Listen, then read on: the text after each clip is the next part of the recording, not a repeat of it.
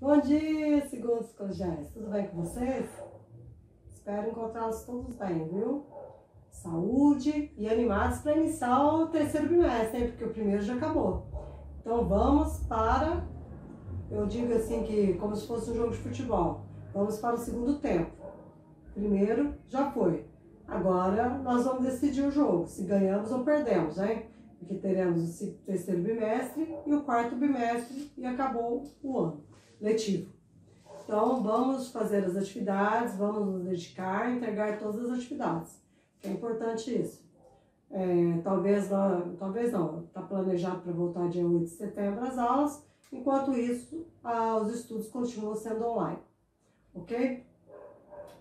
Dando continuidade aí ao conteúdo da aula passada, nós estudamos as revoluções inglesas e uma das consequências da Revolução Inglesa foi a Revolução Industrial, que abriu caminho para que ocorresse a Revolução Industrial. A Revolução Industrial foi o quê?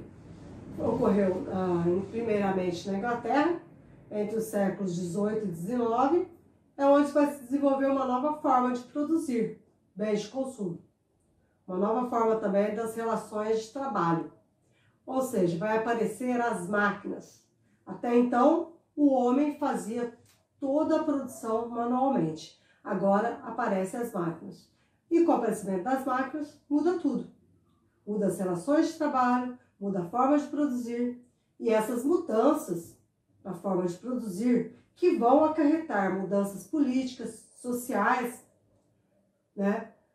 Nós vamos dar um nome, os historiadores dão um nome de Revolução Industrial. A Revolução Industrial, se a gente for analisar, ela trouxe tudo que vocês têm hoje. Toda a tecnologia que nós temos hoje é graças à Revolução Industrial. Notebook, celulares. Se nós estamos aqui hoje, eu estou gravando essa aula, é devido à Revolução Industrial. Porque foi ela que iniciou o processo de desenvolvimento tecnológico. Ok? A Revolução Industrial, ela ocorre primeiramente na Inglaterra, mas se espalha por todos os países, entre os séculos 18 e séculos 19. Antes da Revolução Industrial, a gente tem que entender como que era a produção. Predominantemente, a produção era artesanal e manufatureira. Como que funcionava a produção artesanal? A produção artesanal ela era realizada de forma manual. Tudo era feito com as mãos. Não existiam as máquinas ainda.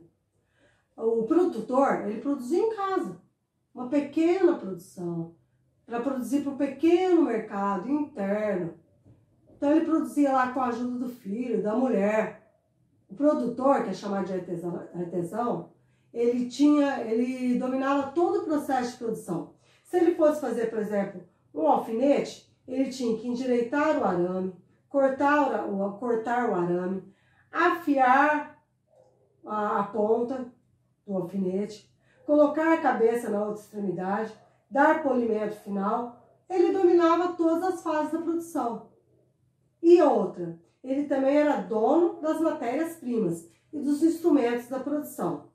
A oficina, que era a casa dele geralmente, era dele, as ferramentas eram dele, tudo era dele.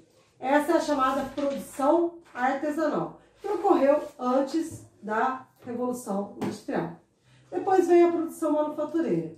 Em alguns países como a Inglaterra e a França, a transformação de matérias-primas e mercadorias também se organizou em manufaturas, que eram o quê? Grandes oficinas, onde vários artesãos executavam as tarefas manuais, usando ferramentas, sob o controle do dono da manufatura. Agora que o artesão, ele não é mais dono dos meios de produção, ele não trabalha mais em casa. Ele trabalha num local onde existe o dono da manufatura, certo? E tem vários artesãos trabalhando para esse dono. Nessas oficinas começaram a ser implantada a produção em série. Assim já vai ocorrer assim, a divisão social do trabalho.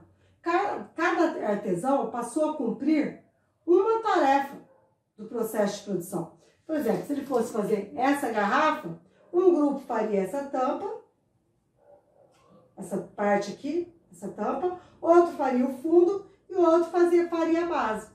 Então aqui já ocorre, na fase da manufatura, ocorre a divisão social do trabalho. Um grupo de artesão vai fazer uma tarefa específica. Cada grupo vai estar pronto para fazer a tarefa específica de tal produção. Nesse período também, esse processo ele vai dar origem às linhas de produção e montagem, que se tornaram típicas da era industrial. Assim, voltando ao exemplo de Adam Smith, a produção de alfinetes em manufatura contava com artesãos que executavam apenas uma parte do trabalho. O alfinete, ia polir o arame, o outro ia cortar o arame, o outro ia fazer o polimento. Então, cada um faria uma parte da produção, certo? A partir daqui, começa então a ocorrer a divisão social do trabalho, pois cada trabalhador ia fazer uma tarefa, sempre fazendo a mesma tarefa, esse grupo de trabalhador. Assim, torna-se muito mais ágil a realização da produção, aumenta a produção. O objetivo era esse, produzir em maior escala do que na produção artesanal. Ok, gente? Essas são as duas fases antes da Revolução Industrial. A Revolução Artesanal e a manufatureira, que na verdade vai dar início ao processo industrial. Porque a partir daqui já ocorre a divisão do trabalho, o artesão ele já trabalha para o mestre, o dono da manufatura, né? Ele inicia como aprendiz, aí depois que ele vai se tornar artesão. Então aqui inicia o processo da industrialização. Na próxima aula a gente vai falar do processo da maquinofatura, que já é a Revolução Industrial em si, onde ocorre a Revolução Industrial em si. Já é o processo de produção da Revolução Industrial. Ok? Por enquanto, então, é só. Na próxima aula nós continuamos com o conteúdo dentro da Revolução Industrial, com o processo da maquinofatura, que tem grandes mudanças aí. Ok? Não perca então a próxima aula para vocês entenderem a fase da Revolução Industrial, que é a maquinofatura. Obrigado pela atenção, bons estudos e não esqueça que eu vou postar as atividades aí. Não deixam de fazer, hein? Tô esperando, guardando as devolutivas. Ok, segundo? Então, até mais. Obrigado pela atenção. Boa semana para vocês.